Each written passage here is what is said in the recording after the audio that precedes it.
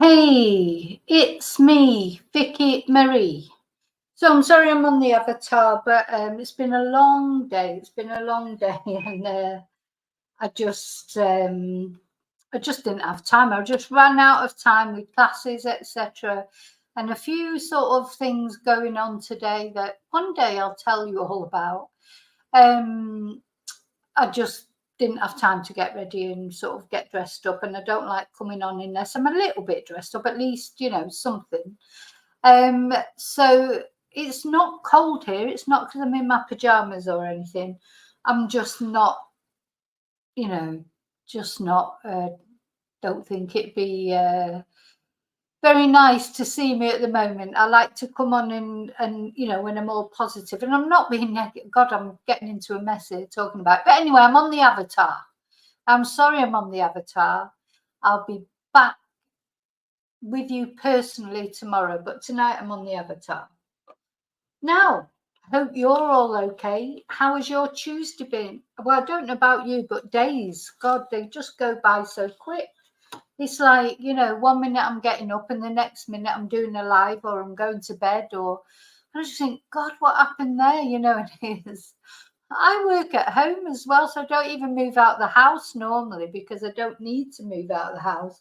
And I just literally, the days sort of just get filled up with one thing and another. And, you know, it's a good thing that, because I know days can be long and lonely as well sometimes for people. So I never have that. So I'm grateful for that. But you just think, God, where's all the hours in the day, you know?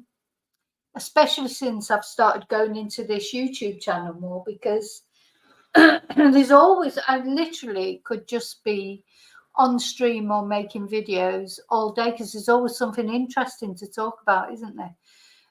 I mean, maybe you don't think what I talk about is interesting. There's always something to chat about, in my opinion. Anyway, so hi, all you chatters. Thank you so much. All my subscribers. So I need to thank everyone who subscribes to my channel, everyone who just watches my channel, everyone who likes my videos, even those of you who don't like my videos. Even when you press a thumbs down, that is an interaction and that counts towards, that helps to the YouTube algorithm. So thank you for that as well. And as always, all my trolley dollies, thank you.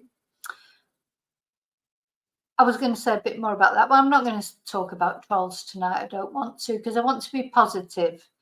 And talk about all the lovely messages that I get so many nice messages, nice comments, nice emails, and it literally because then whenever I get down, that's what brings me up.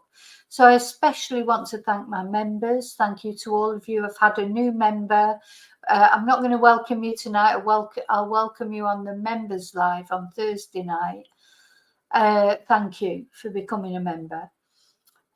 All of you, you know, and especially I want to thank those who go that little bit further, like becoming a member or sending me a Ko-fi or sending me a super, etc.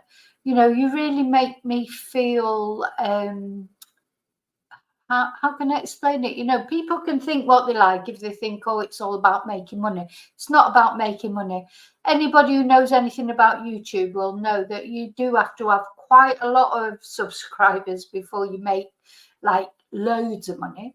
But don't get me wrong. I mean, it's a bit of money and it's great and it's helpful. And for me, I'm trying to sort of spend more time on the videos on the YouTube. Which means that I do sort of let my normal job down, which is teaching Spanish. So then there's a couple of you that have become members on my Spanish channel. So I especially want to thank you because you're like double members. And on Fridays on my Spanish channel, we have a members live every Friday afternoon. So anyone who's trying to learn Spanish, if you've probably ordered my book, you can learn it at home. It's $2.99 a month to be a member, and you can ask me any questions you want and we talk about Spanish. So that's that. That's the housekeeping out of the way. So yeah, so I hope you've all had a good Tuesday. I'm sure you'll tell me in chat how you've got on today. Tuesday's a funny day, isn't it? Because you've got like the chaos of Monday. I find Monday is always chaotic after the weekend, and then Tuesday it sort of calms down a little bit, but it's still a little bit chaotic, isn't it? Because you've not quite recovered from Monday. But by the time you get to Tuesday evening, you're starting to chill a bit, and then Wednesday you're normally in the middle of the week and you've got into it. Anyway, okay, let's go from the beginning to say hello to everybody. Hi, Chumby, you were first. Yeah, you know about this case. Well, it came up, didn't it, last night when we were, I think it was in the live last night, we started talking about it.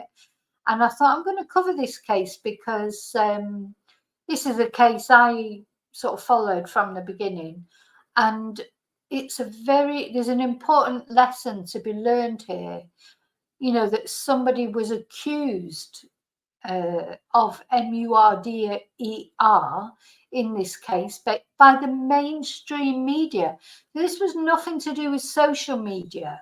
This is what's made me think about it. This is the mainstream media, the press especially, jumped on this poor guy and virtually accused him of the murder of poor Joanna, just because he was a bit of an odd-looking character, really. Basically, he had a strange manner, or what we might think of as a strange manner, and a strange look about him. We'll see that as we get into the video. And because of that, the press, the mainstream media, not the social media, decided that he was guilty, and they crucified him, vilified him, persecuted him. You know, they literally did, and he was not the killer. So it's a lesson to be learned not to judge a book by its cover. Just because somebody, you know, we've seen this with lots of killers, isn't it? Lots of the serial killers that have done. They're not weird looking people. You know, they're just not. They're normal people who are living normal lives. And sometimes people who are out of the ordinary, like the person that was accused of killing Joanna was, just because they were a little bit out of the ordinary, we shouldn't do that. We shouldn't judge people by their appearances, because normally it's the most normal looking person who has the most perfect life. Look at Hugh Edwards, you know, Mr. Perfect.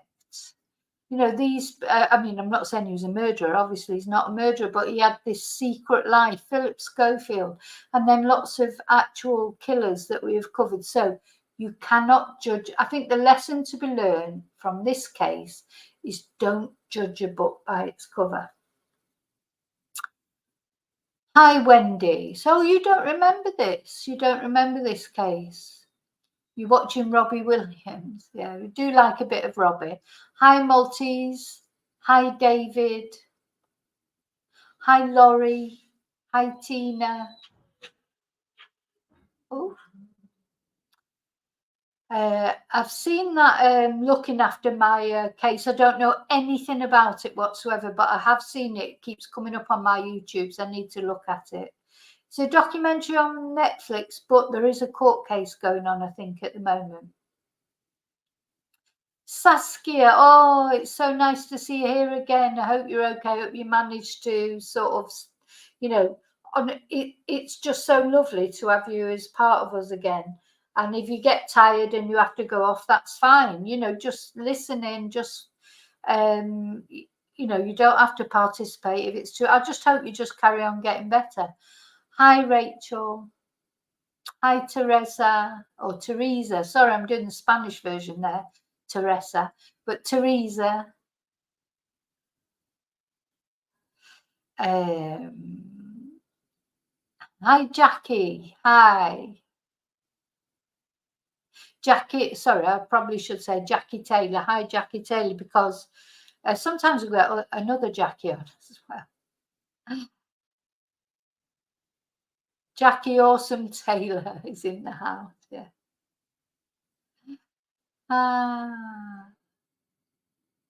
Oh, David, thank you so much. I think people don't realise. Anyway, I mean, I'm not complaining because everything that I earn on YouTube, it is helpful, don't get me wrong, but I think people think you're like a millionaire. Maybe one day, you know, when I've got like 1 million subscribers. You never know, it might happen one day. Gosh, hi, Kelly. I'm going through the chat. Yeah, because he had a comb over, Rachel. You know, but they liked Bobby Charlton, didn't they, in that book? They didn't like Christopher Jeffries. That's it. Just because he looked a bit eccentric, he got hung, drawn and quartered, basically, just because he looked a bit eccentric.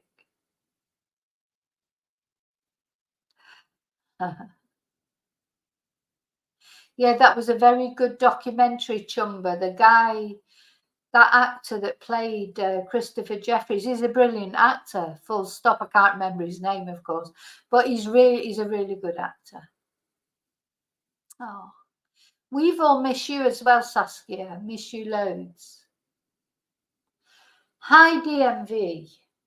Okay, so is the gang all here?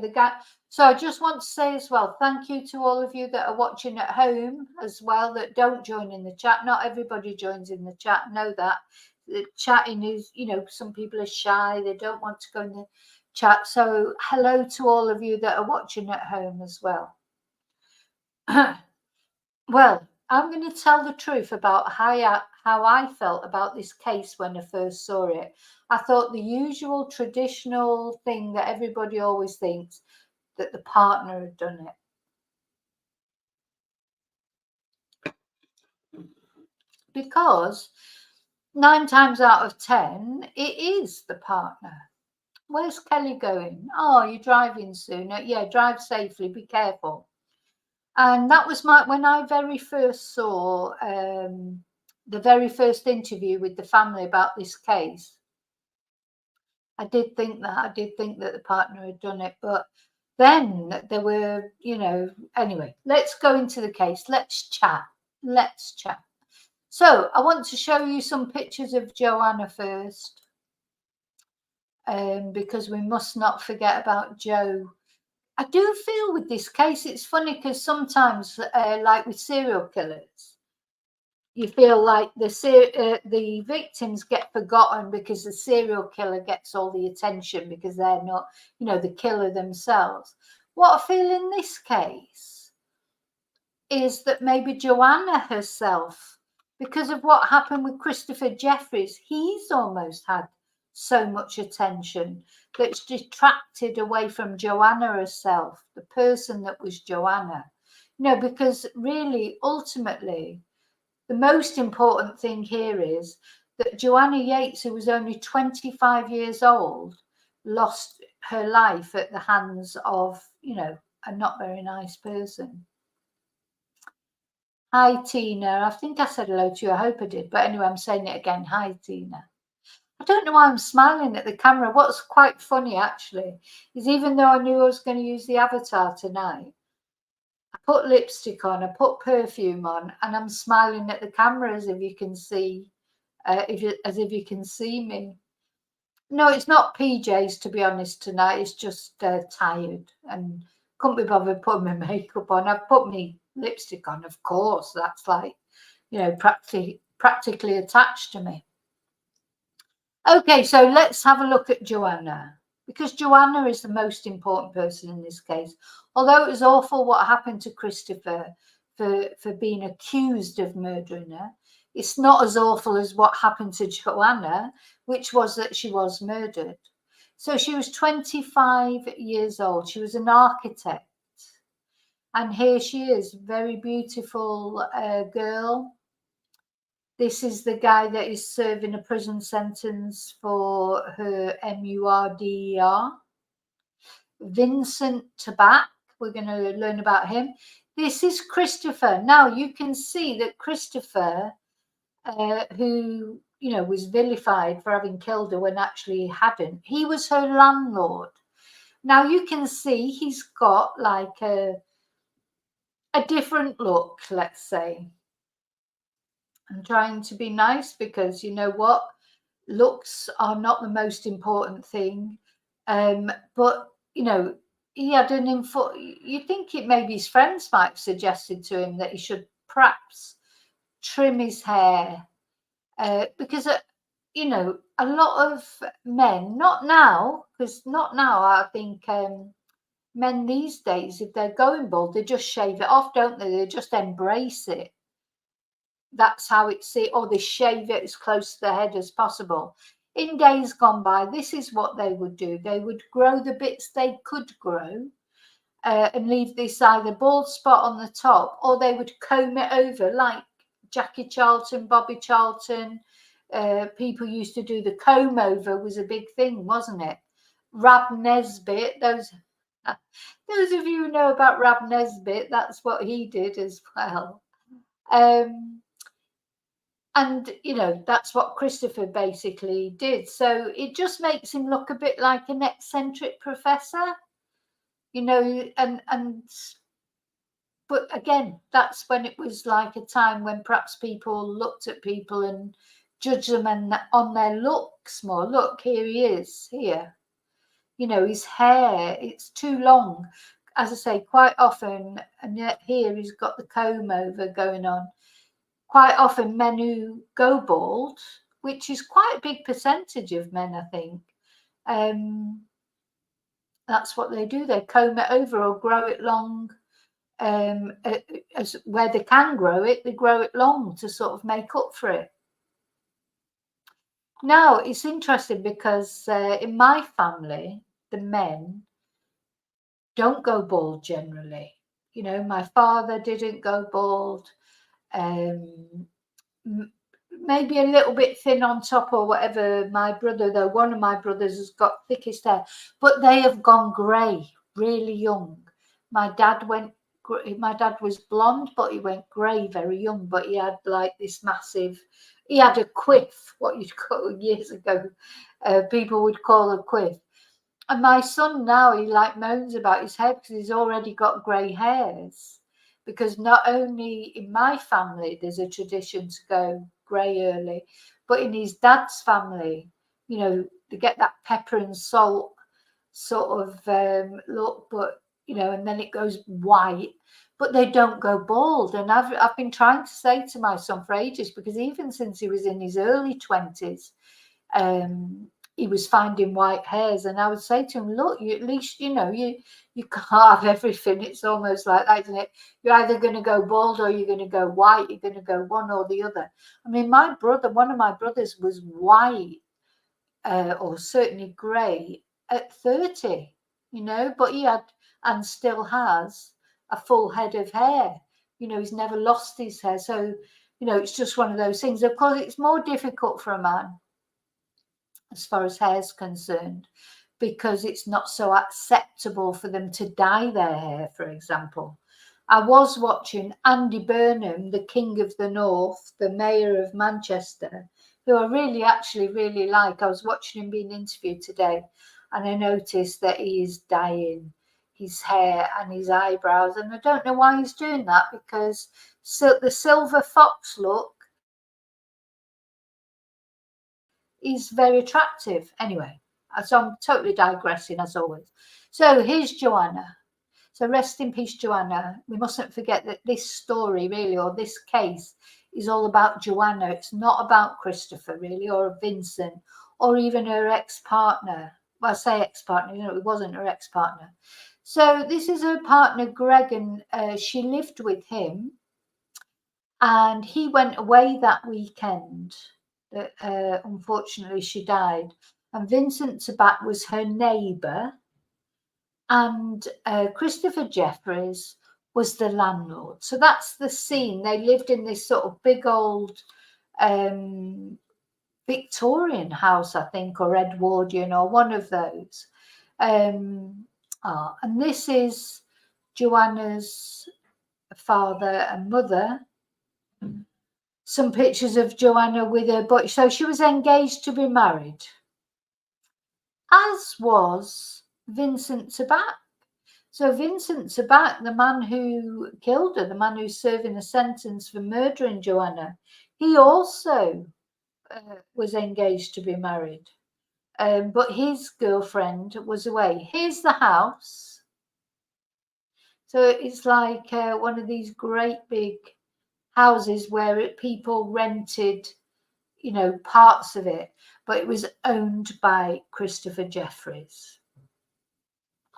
Okay, so let's look at, I'm going to put on a bit up, go back to the pictures, more of Joanna here, because I'm just going to read out to you the dates, because dates are not my thing for remembering, to be honest.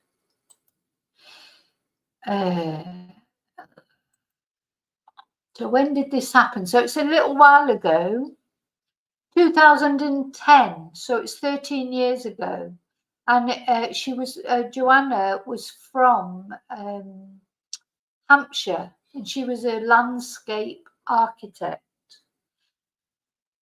And on 17th of December, so just before Christmas, she just went missing from the flat that she shared with her partner. So there was a big appeal, you can imagine. There was a big appeal, and we're going to look in a minute at the last CCTV of her. They had CCTV of Joanna going to buy a pizza at the local supermarket. And then that was basically the last that she was seen. So she was found on Christmas Day. I mean, how awful. She was found on Christmas Day. There's no good time to find out that your daughter's been found murdered, but it's especially obviously difficult on Christmas Day. And she had been just dumped at the side of the road. Again, I'm looking at the camera, I don't know why. She'd been dumped at the side of the road, and then it had snowed over, and really she was discovered because the snow started to thaw, and that's when her body was found by the side. She was just dumped at the side of the road. She was just virtually thrown out of a car. And then when the post-mortem was conducted, the conclusion was that she had been strangled. Sorry if I haven't spelled things out, but you know what YouTube are like. So now it's interesting because it says here the Joanna's family sought assistance from the public through social networking services and press conferences, and rewards up to £60,000 were offered for information leading to those responsible for her death. So Christopher Jeffries, who is on the, let me just go back to these photos, because so this is Christopher Jeffries, as we looked at, with the comb over and the sort of weird wispy hair. He was arrested. He was actually arrested and questioned, but he was released. So he was released, but the press, the mainstream media, did not accept that he'd been released by the police. It just brings so much to me now of how they're all slagging off the social media so much. They're forgetting what they've done. You know, they vilified this man. He could not come out of his house, you know, without all the press being there to wait for him, etc. Anyway, I'm going to just show you now the last CCTV of Joanna. Let's have a look.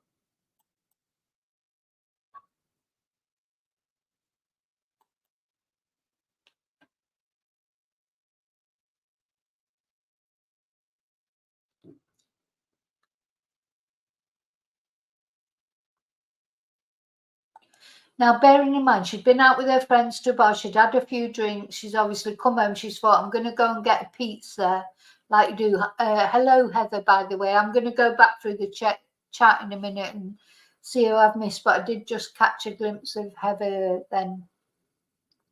So this is what she did. So that's what you do, isn't it?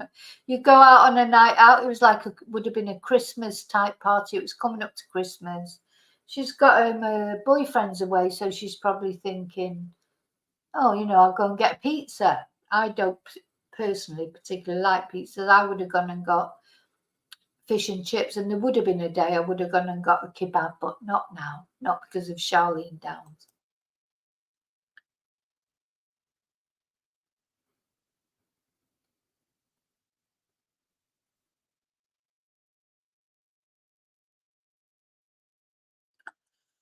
You know what? I don't know how a family feel. I can't even imagine how painful it must be. But whenever I see these last video images of anyone in any case, not with Nicola Bulley because we never saw any, but you know, like with Gabby Petito or any of these cases, and you want to just pick them up, pluck them out of it, and you know, give them a cuddle and keep them safe.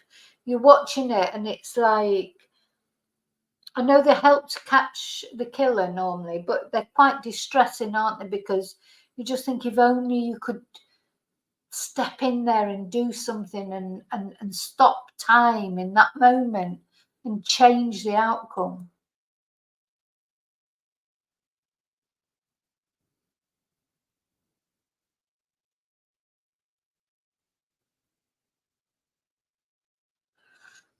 Yeah.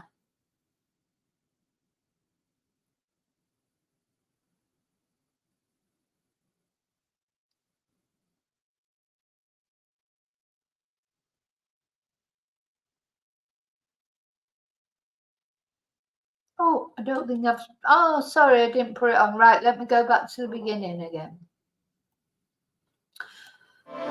Realised I didn't have it. Well, you know, I quite often do that, don't I?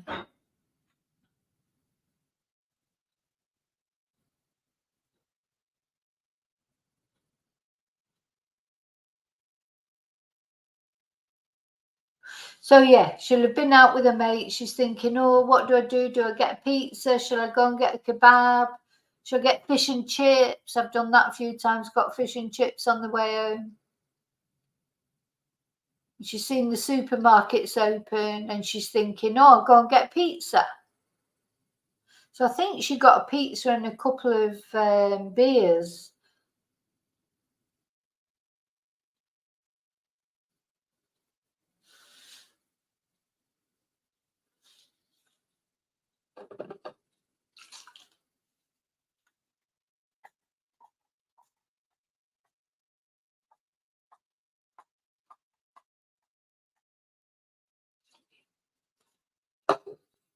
But yeah, you would. You'd watch this and you just want to pluck her out of that.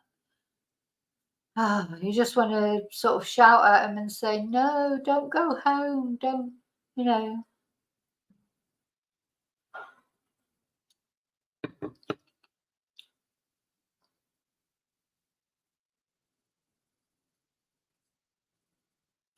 And there she goes.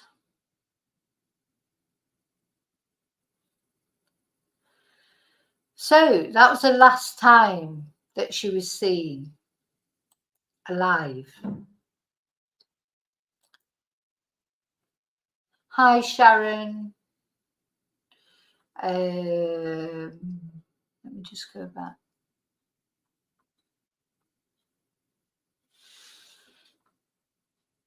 I just want to make sure I've said hello to everyone. I think I have.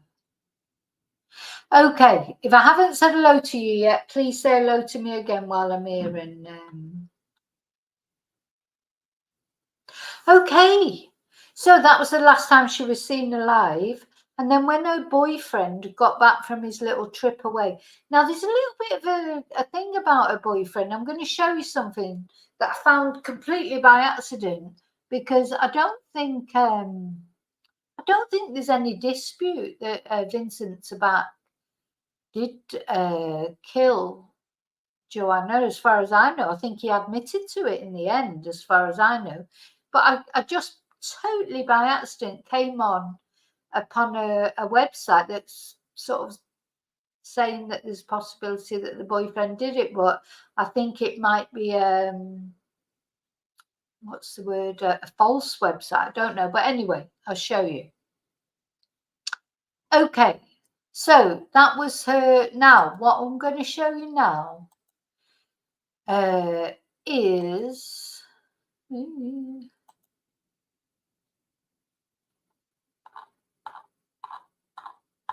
hang on. So Vincent Tabak, I'm going to tell you about him. Now, it's interesting on this. No, I'm not going to do that first. I'm going to tell you about Christopher Jeffries first. So Christopher Jeffries was the landlord. And the only reason that he came under suspicion, really, is that he knew Joanna and he looked a little bit strange. You know, that was the criteria, really, for Christopher Jeffries being accused. So he was arrested by the police, which is fair enough. I mean, they shouldn't have arrested him, though, maybe, should they? What do you think? Because normally they don't arrest someone initially. They take them in for questioning, then they decide whether to arrest him. But the police actually arrested Christopher. And of course, that's what created all the interest of the media in that, because he'd actually been arrested and released. So what I'm going to show you now is him talking to ITV News now. At some point in all this, Christopher Jeffries had a makeover.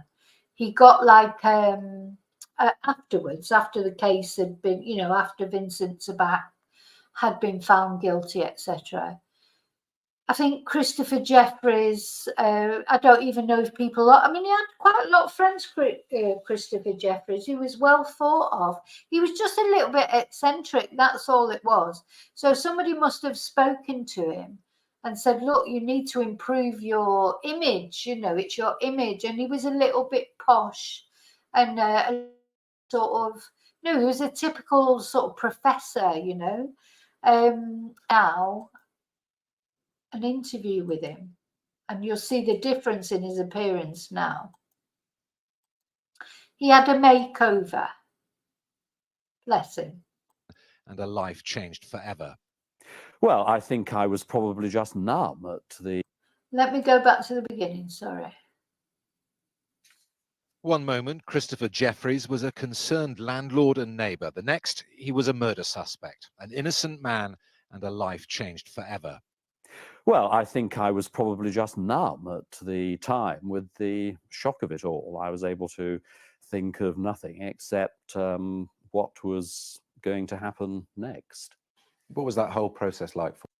Now, the other thing, it was a homophobic thing. You know, it was just like, I mean, it's ironic, isn't it, how the mainstream media, they're accusing him of being an sex pest, if you like, or, you know, of murdering Joanna for sex reasons. But then in the same breath, they'd be accused, you know, making homophobic comments about him. It was disgusting. It really was disgusting. And now they're slagging off social media for cases like Nicola Bulley and everything. How dare they? How dare they? They were the worst. For you, though? In the event, I suppose, something which started to make me feel really rather angry, that I knew that I was innocent. Nobody else knew that I was innocent, but nevertheless, I was required to go through these very protracted series of interviews during the course of 3 days.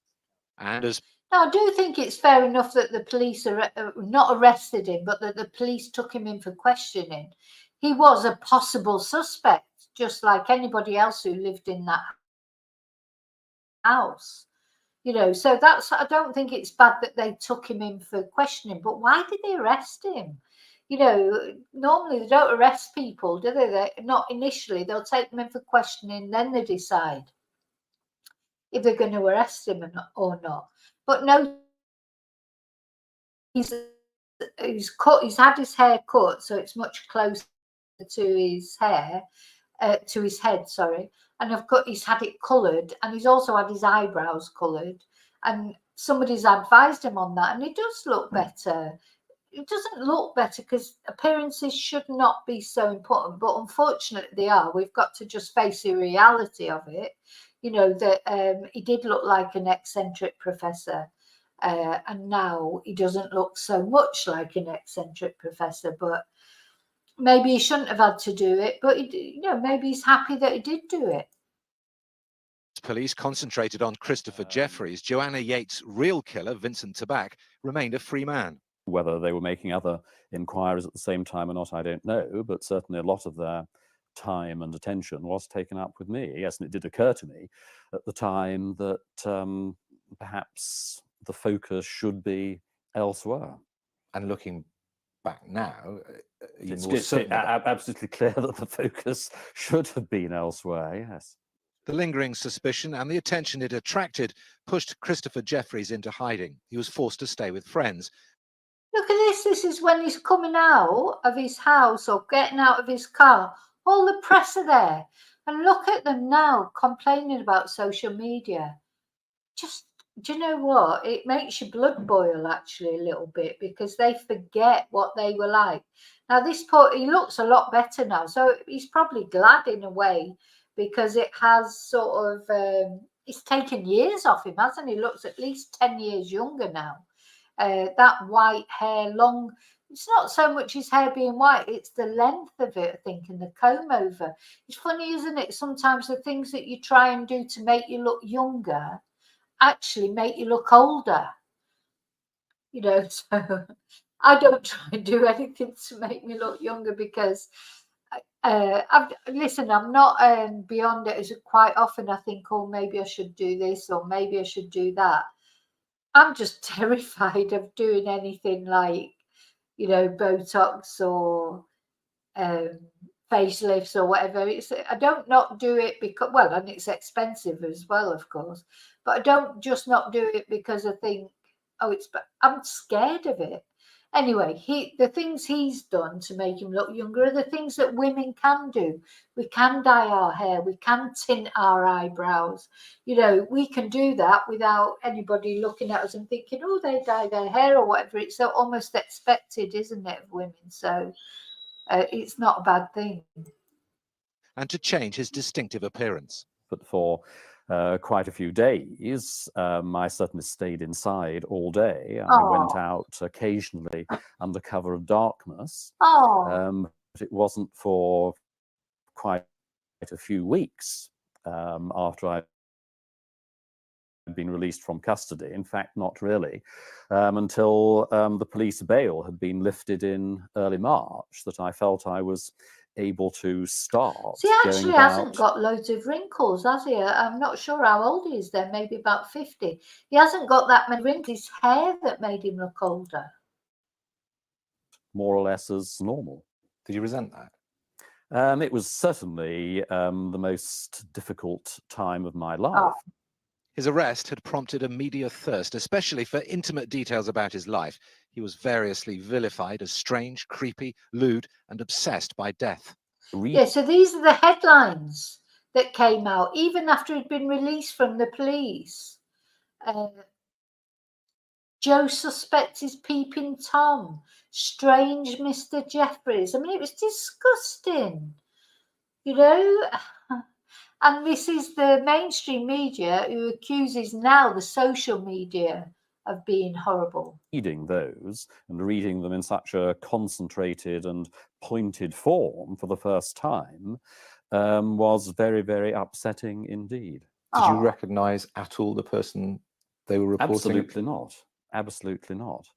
This was an entirely foreign personality that was being foisted on me. One tenant killing another has been just a small part of what Christopher Jefferies has had to learn to live with.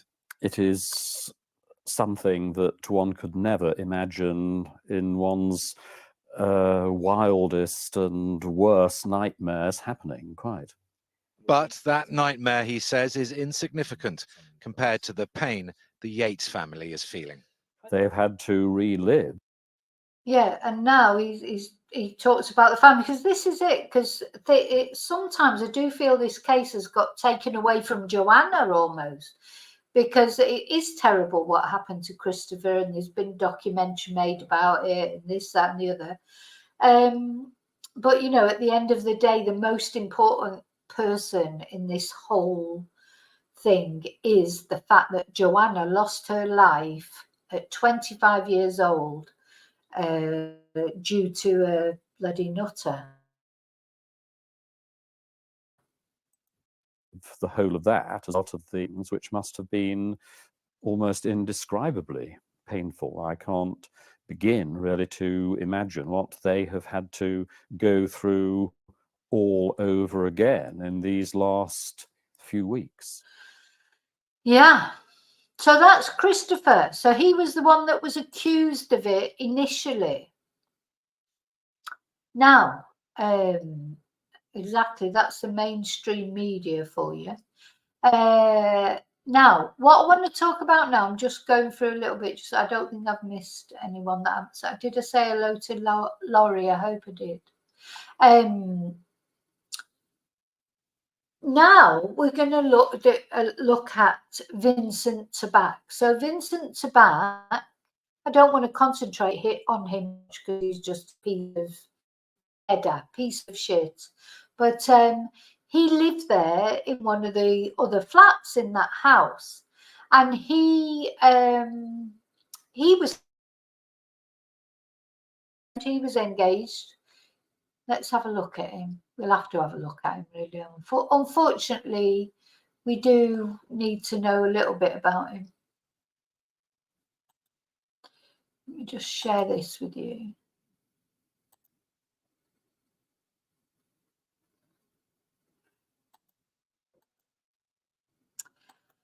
So here he is. This is Vincent. I mean, he's Dutch. Now, it's saying here that he murdered to gain sexual gratification. I don't know if that was true because there was no actual evidence, I don't think, of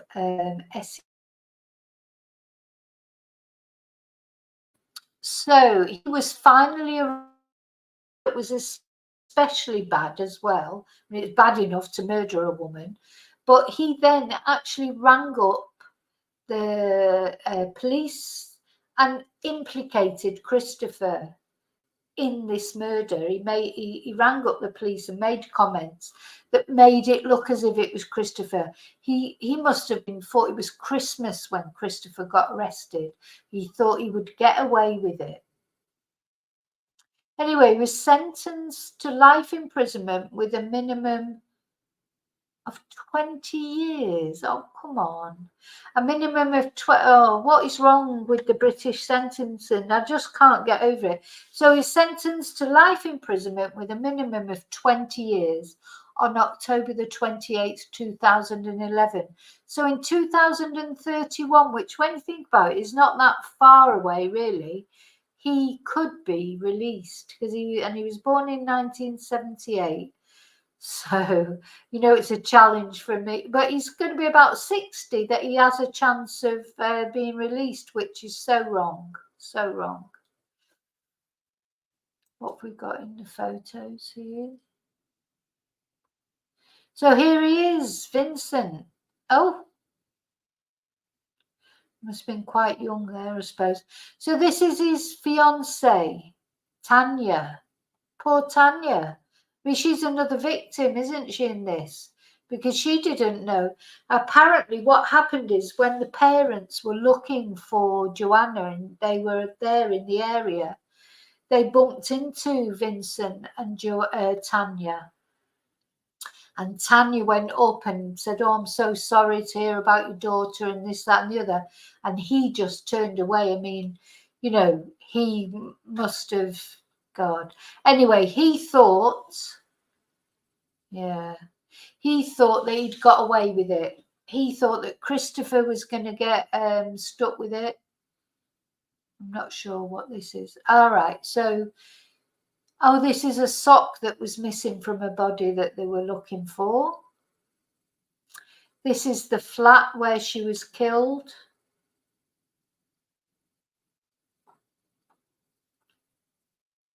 Oh. What?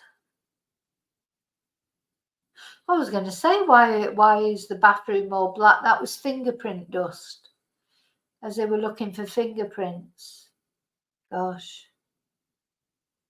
You know, when you look at these things, it's very, you know, these are just normal, do you know, like, I mean, apart from the black fingerprint dust, in my bathroom, we've got a thing hanging up there, or my son has got a thing hanging up there in his bathroom. You know, we've got a sort of a bathroom each, sort of. Yeah, when you see these sort of normal scenes. Anyway, this would have been, gosh, this reminds me of the Nicola Bulley case so much, like looking at these things. So these were trying to piece together her last moments. So let's see. So at 8 o'clock on Friday, December the 17th, she left the pub to walk a mile home to Clifton. Then she was seen on the CCTV in Waitrose. 8:30 at 8:10. At 8:30, she phoned her friend Rebecca Scott. At 8:40, she was seen on CCTV buying pizza at Tesco Express.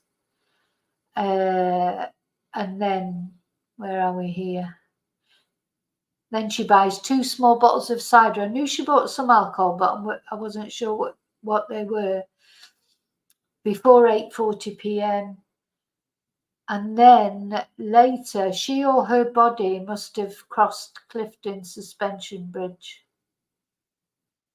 And on Christmas Day, she was found here by the side of the road as the snow melted. She was found by a couple walking a dog.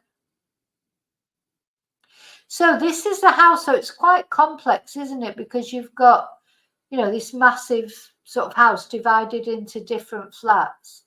So around the corner here was the entrance to Tabak's flat. Here was the entrance to Joanna's flat. How did he end up going to her flat? Did he see her coming home? Maybe he was looking for her because he was home alone as well. So, you just wonder.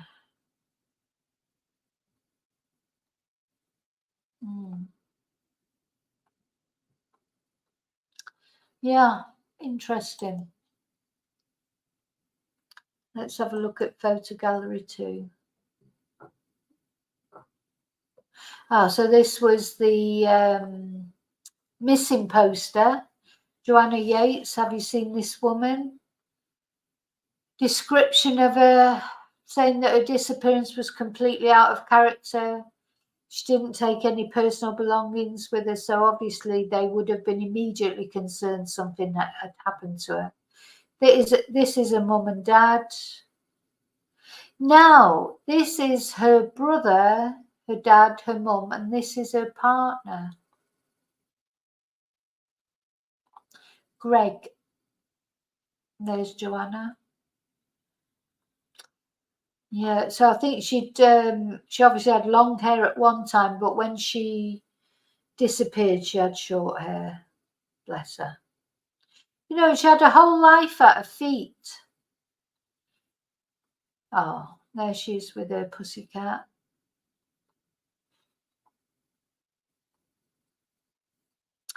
There she is with Greg at her wedding, not their wedding, obviously, because they hadn't got married. Yeah. Very sad. Anyway, so yeah, Vincent Tabak, he was the one who did it. Now, it turned out that he had a high, a high internet presence, let's say, on these weird and wonderful websites, etc. And he had an unhealthy interest in sex workers and, violent sex, etc. So he was finally arrested on the 20th of January. So it's nearly a month after Joanna's body was found, and much more than a month after, she had actually gone missing. Crime Watch did a reenactment. And anyway, finally, after 2 days of questioning, he was charged with her murder. Now, he did finally in May plead guilty to her murder, but to manslaughter, but he denied murdering her. But he was found guilty of murder, so he's got to serve at least 20 years, which is just not much, is it? I don't know. Anyway, so there was a big kerfuffle, if you like, over what had happened to Christopher Jeffries, and he did receive substantial damages from these newspapers. 8 publications that had vilified him. He received substantial damages. Daily Mirror, The Sun, and also then the Daily Mirror and The Sun were found guilty of contempt because they were releasing information that could prejudice the trial. Now, I do think that's why now the press, the mainstream media, they're almost terrified now, aren't they, of giving away information, because years ago, the News of the World and all those, they would just say anything with impunity. They wouldn't give a shit about whether it was true or not. They were hacking into phones. Remember the Millie Dowler case, and hacking into phones and stuff like that. And then now they're whinging about social media. They're probably just jealous that they haven't got the same freedom that social media have got.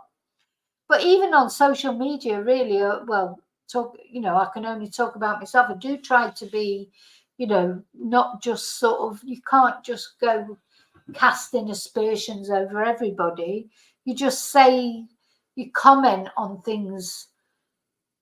You can comment on things, but you can't go saying, oh, he murdered her or she murdered him, or you can't go doing that. Anyway, so, right, let's have a look at what her parents had to say now after the trial. Well, it was the parents' representative, or somebody spoke on behalf of the parents. That's what we know. Sorry, I can feel like my voice is going. It's terrible, isn't it? It's because I do speak a lot over the day, not, in classes and everything, and then videos that do, my voice is going like. Okay, let's hear what they had to say.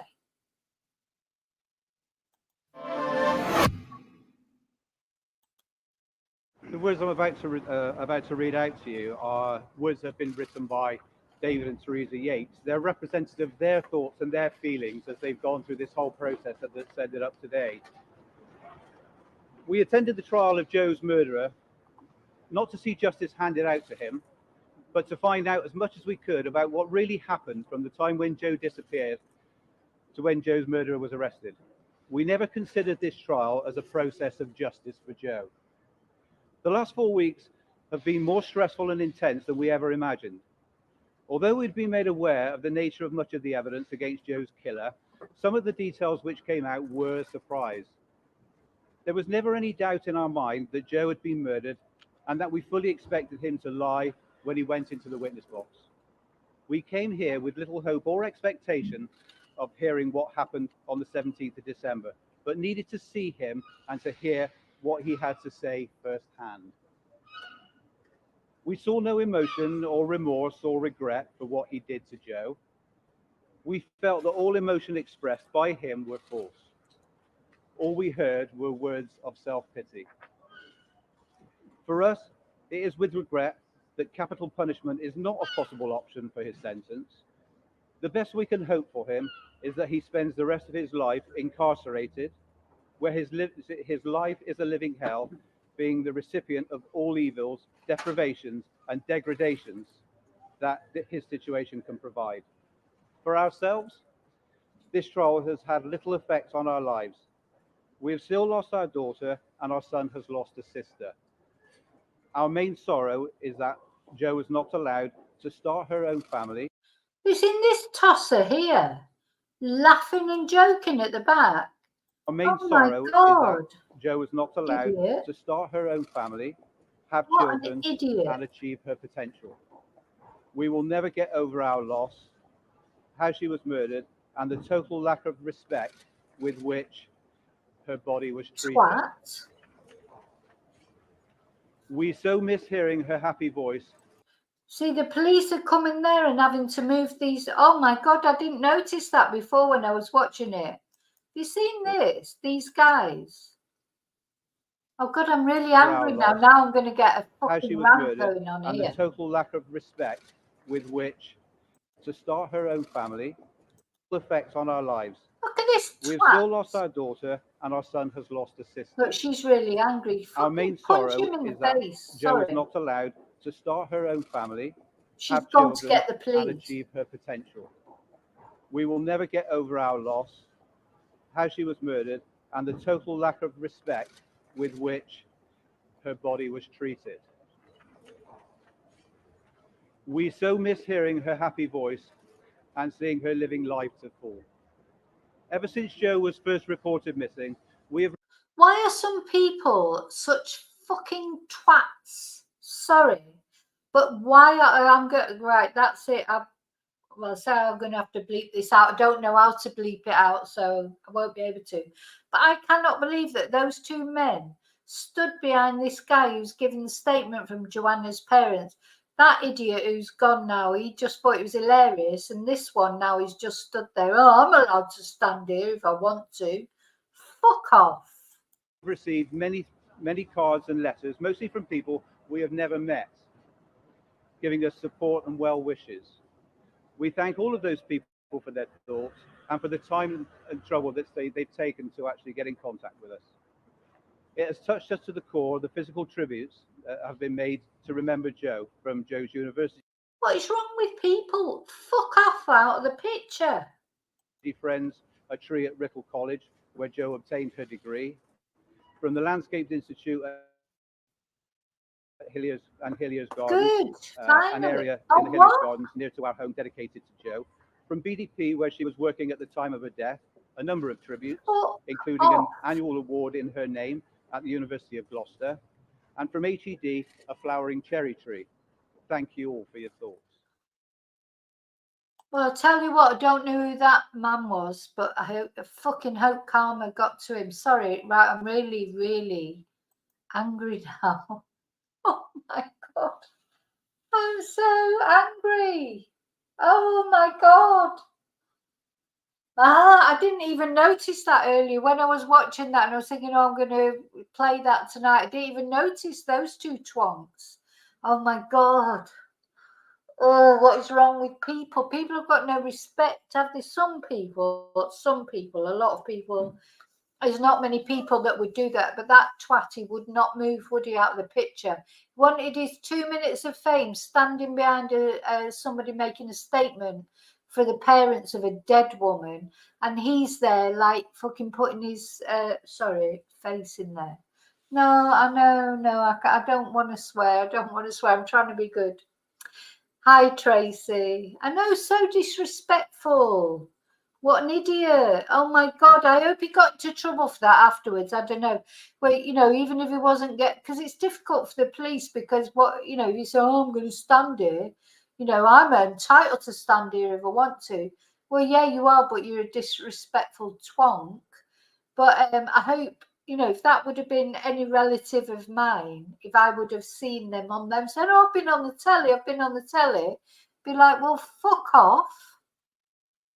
Anyway, sorry for swearing. Sorry. Oh, God, that's got me in, really angry about that. Disgusting. Anyway, so what did I want to show now? So that basically is the very sad case of Joanna Yeates. And the lessons that we have to learn from is you cannot go by appearances. Poor Christopher, he was sort of hung, drawn and quartered, for being responsible for Joanna's death, just because he looked a little bit eccentric. In my opinion, the people that are the most weirdest people or the most scary people or the people you have to watch out for, they do look normal normally, because otherwise they would never get people to go off with them, or it's rare that they're like somebody like Christopher, because Christopher would have how can I say, predators, they care about what they look like to other people because they're predators. So they know they have to present a normal front, otherwise they're never going to be able to be predators to anyone. Look at the Moors murderers. Ian, he knew that he needed to help get these children come away. It was easy, if it was him trying to get the children to go with him without a woman there, like who sort of relaxed them and made them feel comfortable. If he was some sort of strange guy trying to get someone into a car, even children know that they're not supposed to go off with strange men, but maybe they don't know enough that they're not supposed to go off with anybody, whether it be a man, a woman, whether they're strange, whether they're normal. Even, you know, it's not only strange men that you have to be wary of, it's strange women, or it's not even strange. Anyway, you know what I'm trying to say. Yeah, let's have a swear box for Christmas. We need a swear box for Christmas, and then we'll send it to DMV to help her out at Christmas with the boys' presents. That's what I'd like to do, actually. Anyway, I just want to tell you about one other thing that I've put it down now, I think, which is probably just as well, because as I was looking around, like you do when I'm researching a case or whatever, something came up there. They were accusing the boyfriend of having done it, even though in the end Vincent Tabak did confess. So I don't really know what that's about. So probably just as well that I end up putting it down by mistake, you know, closing the thing by mistake. So I think I just got so angry with those two idiots on that last video that I ended up closing down some things that I was going to show you. But anyway, deep breath, deep breath. I'm going to buy a swear box. That's what I'm going to do. Yeah, I'm going to buy a swear box. Listen, between me and we do like a swear. I'm not a big swearer really, but sometimes when something makes me so angry like that, I just can't help it. You know, how else could you describe those two men? You know, how else could you? So okay, that's it. So that's the case of Joanna. So we've got to remember not to jump to conclusions about people, not to judge a book by its cover. Now I will be back on in the morning. I'm going to do. I've got loads of things I wanted to talk about from the news and everything, and you know there just seems to be so much news at the moment. No, damn it, doesn't count, Ray. Damn it does not count. Damn it. Well, it counts for some people, doesn't it? Because it depends how religious you are. I think some people don't like that damn word. Is quite can be a, you know, can offend people more than like the F word or the CUNT word. Now, which just reminds, I think I might have mentioned it on another stream, I don't know, but in Spain, swear words have a different weight. So in Spain, you can say the CUN, you know, it literally is in Spanish, obviously, because that's you know, that's really bad. So yeah, I like what about arse? I don't think arse is a swear word, is it? But I'm sure some people think it is.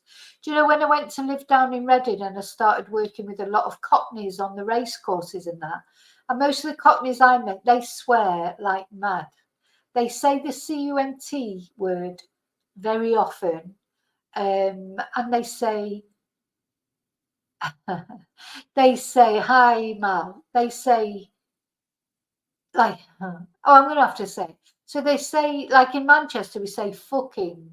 No, it's the fucking this, because it's the oo sound. In the south, they say fucking. It's a sound. And it never seemed as bad to me when they say, it's fucking this or fucking that. Never felt as bad as saying fucking. You know, it's really weird. Anyway, but they swore so much, you said that so much, you sort of, I remember being on the phone to my mum and my mum asking me, what's the weather like? I said, it's fucking raining again. My mum went, what? Because my mum and dad never swore. Well, I say they never swore. They would say bloody. That was about the you know, the height of their swearing, the bloody this. And my dad used to say bloody quite a lot. but they did not use like fucking, definitely not. Well, what I've noticed these days is those swear words are much more openly used. You know, in general, it's quite strange, isn't it? And language changes over the years. Languages change. A lot of things we say now we wouldn't have said 10 years ago, 20 years ago, 30 years ago. You know, in the CUNT word, God, you would never, ever have said that. You know, that was like the worst. God, I mean, you just knew it existed, but you never used it. See you next Tuesday, yeah. Well, I like to swear in Spanish because sometimes, you know, I'd say cojones or, you know, joder, because then it doesn't feel like I'm really swearing again, but I am swearing if I was Spanish. Yeah. Of course, in Irish, they say feckin', don't they? Feckin'. That always never sounds so much like swearing. I'm trying to think of it. Scottish swearing. Trying to think now about some Scottish swear words. Anyway, so yeah, maybe we should have a live on swear words one day, because yeah, some countries different things mean, you know, have different weight. Like what you can say in one country, you can't say in another country. I like the feckin'. Oh yeah, I am Mal from Manchester. My family were Irish immigrants, so I am a quarter Irish and a quarter Scottish, because my father's parents were Irish and my mother's parents were Scottish descent. Yeah, chuffing, that's what that's a good one as well. We're having a good swear now, but you know, sometimes it does feel good to have a good swear, doesn't it? Sometimes it's only a swear word that counts. Saskia can swear in sign language. I'm trying to think who I was swearing at on the telly earlier. It was probably Cruella Deville. Oh God, see, I want to talk about that, but I'll talk about that tomorrow. I'm going to do a live in the morning about this letter from Cruella and all what's going on there. There's been so many things going on. Oh, do the Australians say the C word a lot? That's it. It does shock you. I remember a Spanish student calling me the Queen of CUNTs when we were playing a game. She was learning English and we were playing this game and I won. And she went, Queen of CUNTs. And I was like, what? Has she really just called me the Queen of CUNTs? And I thought I'd misunderstood, but apparently that's nothing in Spain. Oh, so, yeah, David can do sign language as well.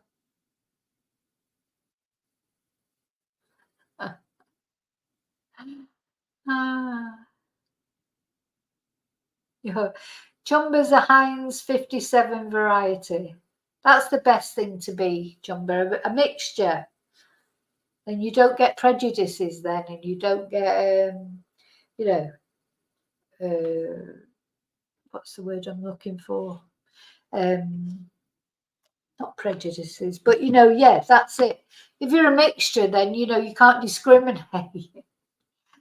Okay. Look, you're all chatting about swear words now.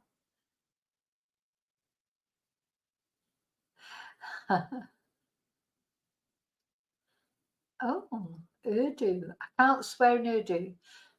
I can swear in Spanish, I can swear in English.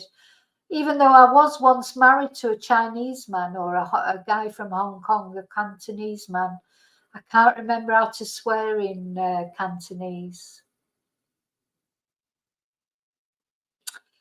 Yeah, it doesn't look good when a woman swears, but, well, what the fuck?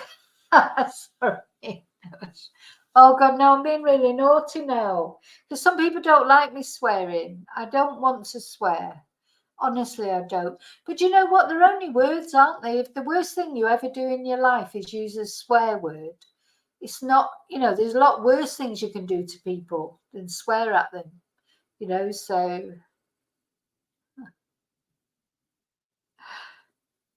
Oh dear. Look, I'm going to have to go because I've got to go and have my dinner. I've got to go and eat. What am I having tonight? I'm having tuna and vegetable pasta. I think I'm having pasta. I haven't decided. I haven't decided whether to have pasta or potatoes. Potatoes. Potatoes. Yeah, well, do you know what, DMV? Young people, they swear all the time. And that's what, when my son, he's obviously older, but when he was a teenager and he was swearing, I used to tell him off. But I think I've ended up like him. Because sometimes my friends will say to me, why you end up saying the things they say. Like my son says man a lot. So he'll say, what you doing, man? He goes, so I say it. And then my friends will say to me, what do you keep saying man for? I said, I don't know. It just comes out.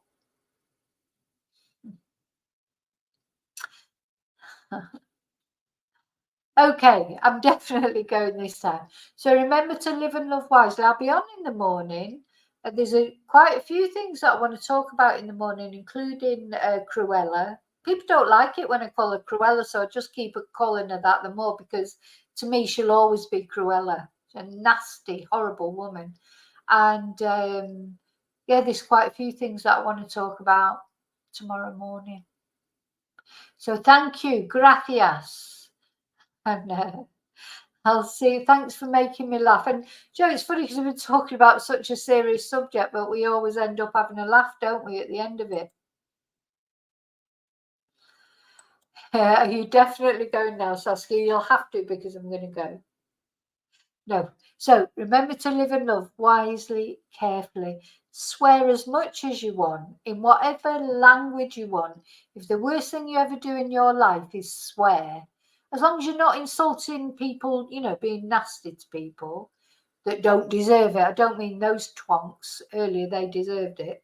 Yeah, don't be nasty to people. Swear as much as you want. And I'll see you really soon in the next video. And until then, may your God go with you.